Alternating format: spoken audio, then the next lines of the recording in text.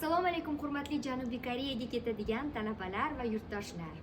Janubiy Koreyaga ketishdan avval e'tibor beradigan eslatmalarni eslatib qo'ymoqchiman. Eng avvalo koronavirusga test topshirishingiz va 48 soat amal qiladigan PCR sertifikatini olishingiz kerak. Va eng asosiysi, kerakli hujjatlarni, barcha hujjatlaringizni qo'lda olib yuradigan sumkangizga joylashingizni so'rab qolamiz. Bagajga topshirmang, chunki bagajda yo'qolib qolishi yoki hujjatlarga shikast yetishi mumkin va sizga muammo tug'diradi. Shuning uchun albatta uni qo'lingizda olib yurishingizni so'ragan bo'lardik. Undan keyin shaharga yetib borganingizdan keyin yana test markaziga borib test topshirasiz. Agarda test natijalari yaxshi chiqsa, shaharga bemalol chiqishingiz mumkin. Agarda yomon chiqadigan bo'lsa, unda karantin qoidalariga rioya qilgan holda bir hafta uy karantinida o'tirib chiqasiz.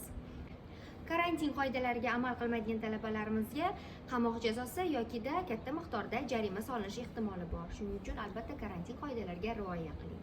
Eslatib o'taman, test topshirish chet elliklar uchun mutlaqo bepul.